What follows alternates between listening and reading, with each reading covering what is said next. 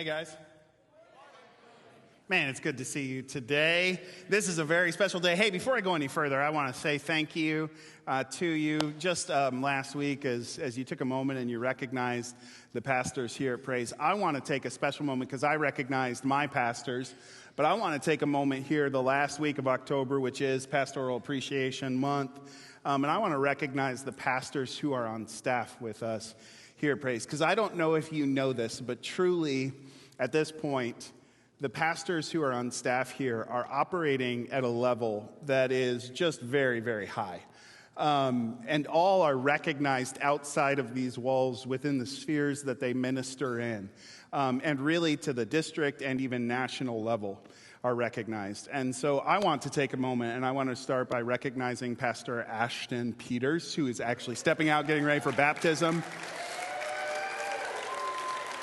You may not know this about him, but he's a rock star, and we're very, very thankful for him. And I just want to encourage you as a church to recognize him and to just to show gratitude to him and to his family, because they really are. I want them to stay as long as possible, okay? And it's tough working for me, okay? So, you guys got to offset that a little bit. So just make sure to say thank you to him and to recognize him and his family, because they are something special, and I'm thankful for them. And I want to recognize Pastor Heather, because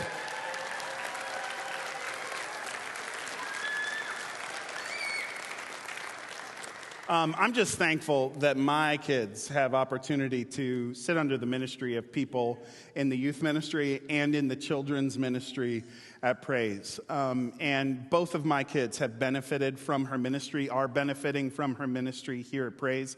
And I know you recognize, as I do, that truly, when I say recognize nationally, she's incredible. And I won't get too far into it, but I will say this. That I made some phone calls and I said, okay, tell me who are the best in the country. What are my best options here when we were looking to hire in our children's ministry, and she was there. So I just want to mention that so you recognize the level of ministers that we have here. So absolute fire. So make sure to appreciate her when you have opportunity. Just say thank you to her, bless her with money and gift cards and stuff like that. Because really, truly, we are thankful for her. And then the Hartzogs. Pastor Dylan and Pastor Nicole Hartzog.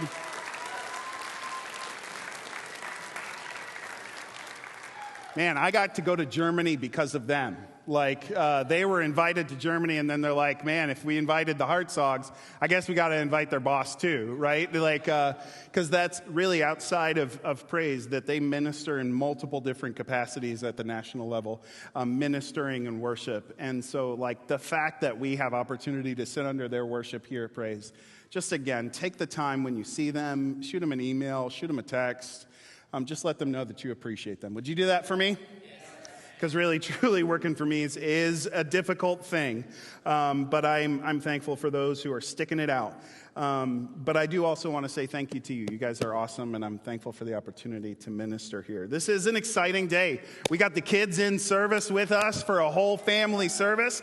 Just so you know, if you've not been a part of Praise, we do this 4 times a year. Every time that there's a 5th Sunday of the month, we invite the kids in with us, and we have a service where, just as a family, we take some of these kind of key parts of our faith, and we enact them as a whole family, as a church family. And so that includes communion. And I'm so excited for the opportunity we just had to take communion together as a family and to recognize how important that is to do, but also then to participate in a baptism service. And to do what Jesus told us to do. And so I'm really excited about this. I want to talk really briefly about baptism. And so if you already know all there is to know about baptism, feel free to tune me out. In fact, I really only want to talk to 4 different types of people in here right now. So if you're not one of these 4 types of people, feel free to just kick back, put your feet up, and just relax for a moment. But for these 4 types of people, I just want to talk to you real quick. Number 1, if you have never been baptized. So if you have not done what Jesus Christ said to do in following, once you have put your faith in him in the act of baptism, I want to talk to you real quick. And maybe you accepted Christ recently.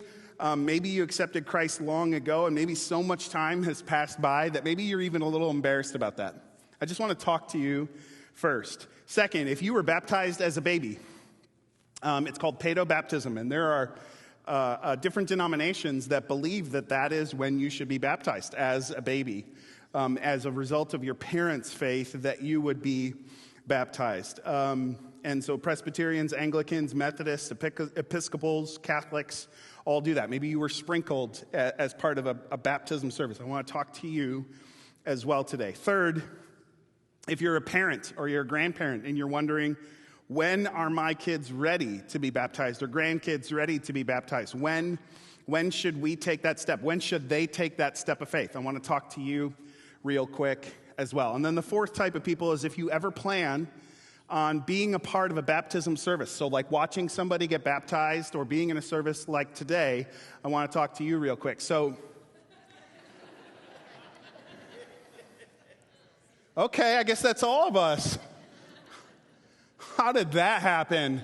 Everybody else, feel free to kick back, but if you're any of those four, just lean in for a bit. Even if you know everything there is to know about baptism, if you fall into one of those four categories, I want to just talk to you real quick about baptism, because if you want to know, one of the things that I don't do real well is once I talk about something once, I'm like, okay, that church has got it. Now, I don't want to say this like in a way that's like condemning, but sometimes people can tell us stuff and it gets somewhere caught between our skin and our skull, and it never makes it into the brain. Or maybe it makes it into the brain, but it never makes it into the heart. And so sometimes it's okay to talk through things multiple times because this is such a key part of our faith, and baptism is that. It's the step of obedience for someone who has put their faith in Jesus Christ. And I just want to mention, as far as we can tell, there were no unbaptized believers in the New Testament church. There's like one person in the New Testament who puts their faith in Jesus that we like, okay, so that person probably didn't have time to get baptized, and that's the thief on the cross next to Jesus. And that's the only one that we know of that like did not, I mean, it's obvious that that person didn't follow Jesus in water baptism. Now, it is also super important for us to recognize the exception to the rule, because that person had nothing to give. Nothing about that person besides the fact that when it came down to it, they threw out a plea to Jesus Christ. And that was enough. And Jesus said, you will be with me in paradise. Okay? So recognizing that is an important exception to the rule. But that as far as we can tell in the church itself, that there were no unbaptized believers, we should recognize that this was important. And there's plenty of places we could go today. We could go to Acts chapter 2, where 3,000 people believed, and it says 3,000 people were baptized. We could go to Acts chapter 8, where the Ethiopian eunuch believes, puts his faith in Jesus Christ, and then says, what would prevent me from being baptized? And the answer is absolutely nothing. Acts chapter 9, where Paul was baptized. Acts chapter 10, where Cornelius and his household were baptized. We could go to Colossians chapter 2, where it actually says that the baptism is the new circumcision. It says that this is the symbol of you putting your faith in Jesus Christ, the symbol of putting your faith in God. We could go to 1 Corinthians chapter 10, where Paul actually says there that baptism is, that the people coming through the Red Sea and the deliverance through the Red Sea is a picture of the baptism experience, the fact that God delivered us through the waters, that it was that important that he actually took the Passover and the people going through the waters, and so that actually points us to this baptism experience. We can go to all those places. Instead, I just want to read you a couple of scriptures. And so we're going to start in Romans chapter 6, verses 3 and 4. Romans chapter 6, verse 3 and 4. Kids, stick with me for just a moment. It's okay for it to be a little rowdy in here. If anything, we aren't rowdy enough in here normally, so I'm so glad you're here. But I just want to read a couple of verses. I want to read this verse and another verse for you. But Romans chapter 6, verse 3 says, or have you forgotten that when we were joined with Christ Jesus in baptism, we joined him in his death? For we died and were buried with Christ in baptism, And just as Christ was raised from the dead by the glorious power of the Father, now we also may live new lives. When we talk about baptism, what we're actually talking about is a symbol. It's an image of a deeper truth, a deeper reality. So it symbolizes the fact that Jesus died and he rose again, and that we are participating with him in that. It's a symbol, a picture of the fact that we participate in Jesus' death, and all that old stuff, all that failure, all that sin, all of that is gone into the grave with him. And then when we come back up out of the water, it's a symbol of being raised again to newness of life in Jesus. We are fresh. We have new life. And really, this whole series has been pointing to today, where we participate in both of these things that Jesus told us to do after he was gone. He said, first, man, eat together. Eat the bread, take the juice together, the wine, but the juice together. Some point, just so you know, I'm going to switch up that communion on you, and it's going to be real wine. Careful. That's not the response I was looking for. You guys were a little too happy about that. But I will say that it'll be a surprise for you. But when that is a picture of Jesus' body broken and blood spilled for us, and us saying, hey, that's the only hope I've got is in you. And then baptism is the exact same thing. It's an image of the fact that all we have is hope in his death and hope in his new resurrection. And apart from that, we've got no hope. But that hope in that is more than enough. And so that's why we do it. And Jesus actually, just so you know, Jesus actually talked about, as he was approaching the cross, as he was getting ready to die, he talked about his death, his crucifixion, and referred to it as a baptism. He said in Luke chapter 12, verse 50, I have a baptism to be baptized with. He didn't say, hey, I have a death, I need to die. He didn't say, I have a crucifixion, I need to be crucified. No, he talked about it as a baptism. And then in Mark chapter 10, verse 38, James and John come to him and say, hey, can I sit at your right and can I sit at your left? And he says, can you be baptized with the baptism with which I will be baptized? He saw his death and his resurrection in advance, and he used this image, this symbol of the baptism. Jesus pictured his own death as a baptism. So that's why we follow him in it. That's why we participate in it.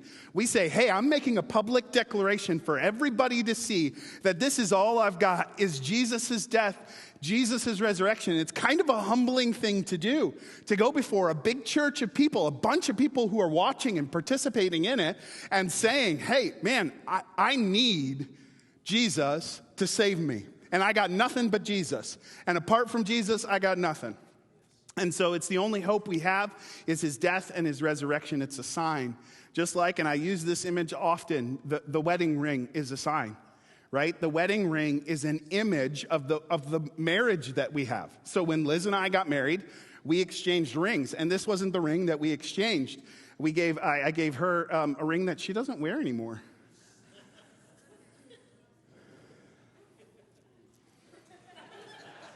All right, compartmentalize. We'll talk about that later. Now, I got her a new ring a while back, and it was a ring that, man, just more, I think, fit her.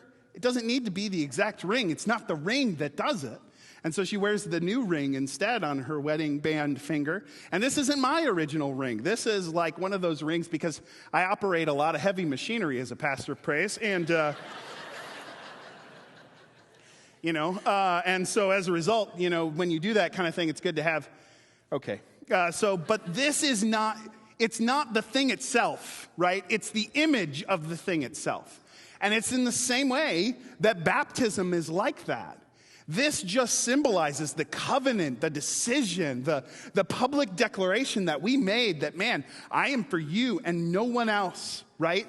And in that same way that this symbolizes that decision, this symbolizes that decision of putting our faith in him. It is a symbol. And actually, just so you know, the wedding ceremony, the marriage, is actually a really good picture of baptism, the covenant, the decision that is made there. In fact, every time I do a wedding, and I've told this story before, but it's such a good story, I got to tell it again. I always invite, as part of the wedding ceremony, I say, listen, if you're here today witnessing this ceremony, you are participating in it. You're seeing the decisions that are being declared and the words that are spoken and the oaths that are taken here. And as a part of that, you are now a part of this marriage. And it's always really, really, moving and meaningful, I think. Or so I think. First couple weddings I did, it all went well. And then I think it was the third wedding I did, one of the grandmas comes up to me afterwards, grandma of the bride, and she goes, man, normally people tell you to stay out of their marriage, but you just invited me right in. And so I just want to say thank you for that. I was like, well, blessings, and I headed out the door.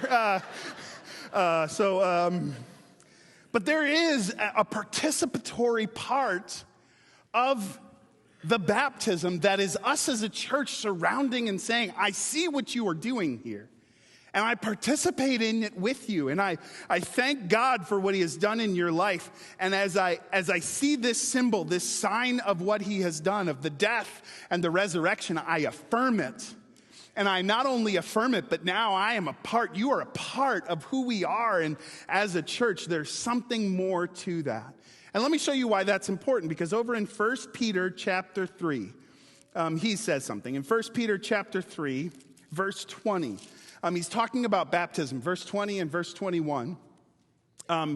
There it says a really interesting thing about baptism. Verse 20, it says, those who disobeyed God long ago, when God waited patiently while Noah was building his boat, only 8 people were saved from drowning in that terrible flood. So he's talking about God's judgment on humanity and the sin that necessitated that judgment, right?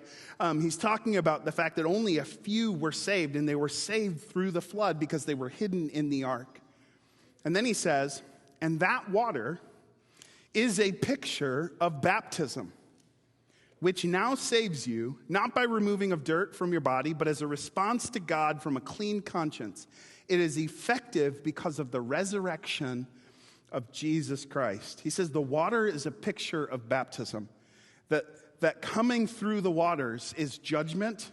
And he says essentially then, Jesus is your ark, right? Jesus is your ark. You have one hope. And if not for that one hope, you got no hope. And so you're put inside of Jesus. And actually, that's when it refers to baptism, it refers to being baptized into Jesus. And here it talks about that Jesus essentially is the ark that brings us through the judgment of God. And he says that water is a picture of baptism. And then he says that baptism, listen, which now saves you. That's intense. And some people believe because of this verse that's, if you aren't baptized, you aren't saved. Okay? But there is some teeth to what's being said here, that this is an important act.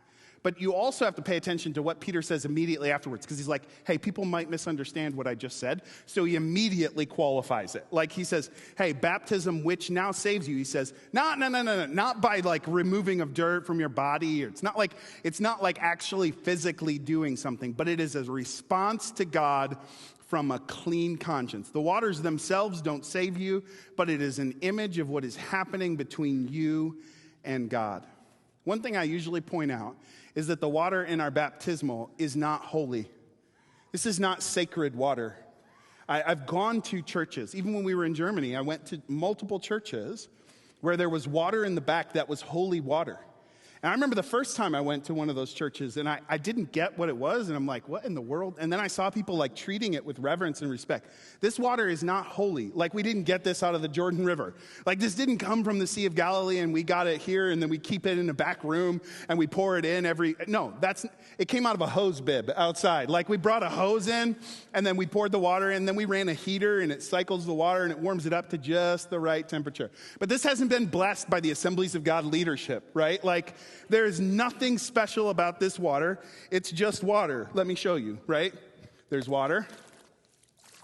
It's just water. But there's nothing special or holy about this water. What makes the baptism service holy is not the water itself. It is the people who are participating in it. It is the people of God who say, I see what this represents in your life. And because of that representation and our participation in it, this becomes a holy act. That's what's important to see, that this in and of itself does nothing beside symbolize what God has done. Baptism is the story of the people of God rehearsing the story of God. And that's why you see Colossians chapter 2 where he says, hey, this is like the new circumcision. That's why you see 1 Corinthians chapter 10 where he says this is like the people coming through the water in the Red Sea. That's why you see 1 Peter chapter 3 verse 20 and 21 where he says, hey, you know the whole Noah in the ark thing? That's actually a picture of baptism because God shut them up inside of the ark. And you are shut up inside of Jesus Christ because of your step of faith. So that brings me to a question, and I've only got a few minutes here, but I want to talk to parents here. I want to talk to parents who are trying to decide when their kids should be baptized. Like, at what point do you let them be baptized? At what point do you say, okay, they're ready? And this is one of those things that's at least somewhat a little bit of a judgment call. There is something that you should recognize, because as parents, we have this remarkable ability to want to assume our kids that are more developmentally advanced than maybe they are. You know what I'm saying? Like our 2-year-old will, I don't know, do a pirouette or something, and then we're like, oh, she's going to be a ballerina. No, probably not. You know what I'm saying? Like, he's going to be a doctor. Okay, seriously, he put his bear on a table. Like, this is not a huge deal. Sometimes we have a tendency to kind of push them along, like further than they maybe need to. Like we keep pushing them until they're 18, then we want them to like slow down. You know what I'm saying? But like we push them further, and we have that tendency. That's just who we are as people. Recognizing that sometimes we can push them to be more ready to make that decision, or more ready to be baptized than maybe they themselves are. But then you also have to balance that with what Jesus said. Do not hinder the children from coming to me. And so I would say this is twofold. Number one, don't push them to it, but also don't hinder them from it. So how we do this in our house and the way we've made the decision is we don't ask our kids, are you ready to be baptized? Instead, what we do in our house is we wait until they approach us and say, hey, I would like to take this step of faith and be baptized. Along with that, let me also just say that if you are sharing your faith with your kids, do not say, now, do you want to accept Jesus so you can go to heaven and be with me? Because that's not the gospel message. And I don't know a single kid who would not say, oh, I want to be with you, Mommy. You know what I'm saying? Every kid's going to say yes. That is not the gospel message. What is the gospel message is that every single one of us have sinned and fallen short of what God has called us to. And because of that, we have no hope of approaching God besides Jesus Christ. And so as you're sharing the gospel, man, I would just gauge that. I would say, man, are you aware of your sin? Are you aware of the fact that you are not good enough and never will be? Are you aware of your need for Jesus? And if you recognize those things, man, they are ready, they are ripe, they are there. Okay, so just be aware of that. And along with that, when the time comes to decide whether or not they should be baptized, I would just ask them a few questions. Man, what does sin mean? What sins have you committed? It's also a really good time to find out if they broke the vase. No, I'm just kidding. Don't do that. Don't do that. That's really bad. But it is a good opportunity to just, and then to gauge a few things. Number one, gauge their knowledge, their understanding of what sin is, their understanding of who Jesus Christ is. I would also not just judge their knowledge, I would judge their emotion. Really ask them and find out, do they understand? And they don't have to understand it all. I had somebody who approached me this week and just asked me, hey man, should I be baptized again? Because when I was baptized, I didn't fully understand all that I understand now about Jesus. Well, that's all of us, right? Because when I was baptized in 2000, I did not fully understand the depths and the richness of who Jesus Christ is and the gift of his Holy Spirit to me. I didn't get all that. And you don't need to be baptized. Scripture says they were believed and they baptized. They believed and they were baptized. So this is not about having the full depths of understanding of who he is and what he's about. That is going to be a progression. But do make sure that they understand what sin is. Do make sure, I would even judge some of the emotion of it. And then third, the will. So knowledge, emotion, and will. Are they making the decision to put their faith in Jesus Christ? And if they have that, man, they are ready to be baptized. Ultimately, we just trust you with that as parents because you are the primary discipler of your children. And you know them far better than anybody else does. So you know what they're ready for and what they're not, okay? But don't pressure them into it. Also, don't hinder them from it. Real quick, I want to talk to you if you were baptized as an infant. Paedobaptism. There are some who do that for totally wrong reasons, as if there's grace offered to the child just as a result of their parents' faith. And then there are some who use it as a form of what we do with dedications here at Praise, which is, hey, we dedicate this child to God. And then that will have some sort of confirmation later on, which is the point at which the dedication made when they were a child is supposed to be a decision that they make. What I would say to you, if you were baptized before you even remember it, the act of baptism is supposed to be an act of the will, that I decide to follow Jesus in that.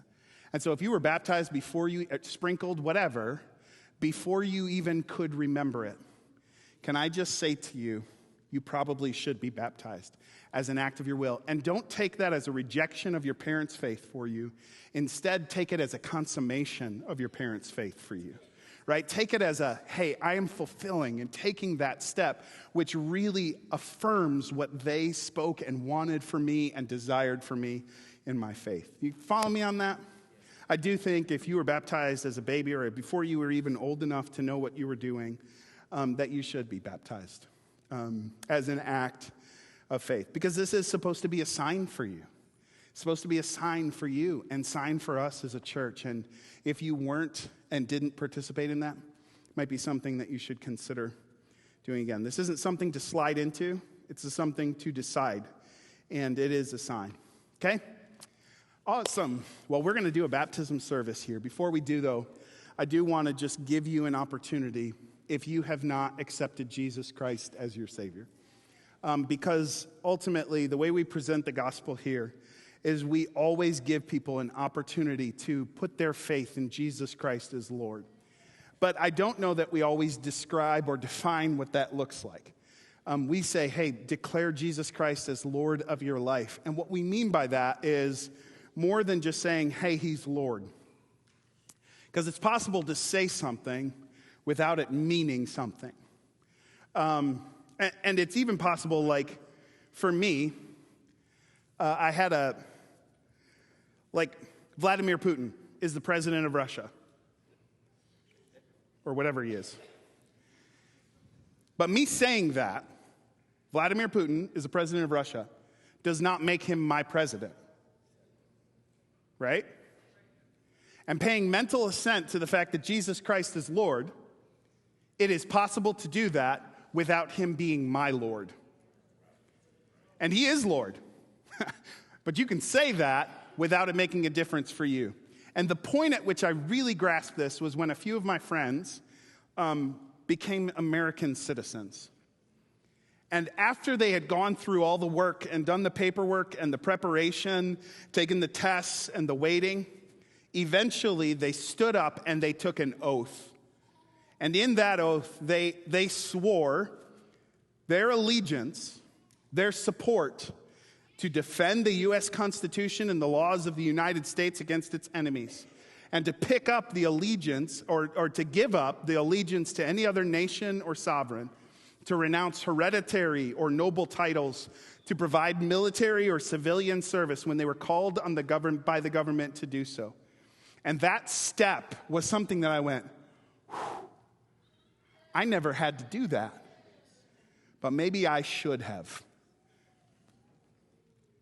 And that decision, that step, that act means something. And in a lot of ways, that's kind of what baptism is. It is saying publicly, hey, that decision is something I want everyone to know about.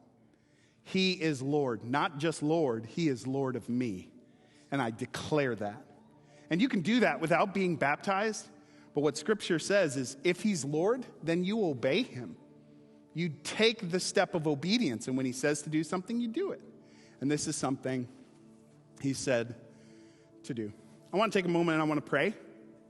And then we're going to transition into our baptism service. And I just want to pray. Again, afresh and anew, I want to declare Jesus Christ as Lord of my life. Because I got no hope but in him. I got nothing but Jesus. And quite honestly, neither do you. So I want to declare that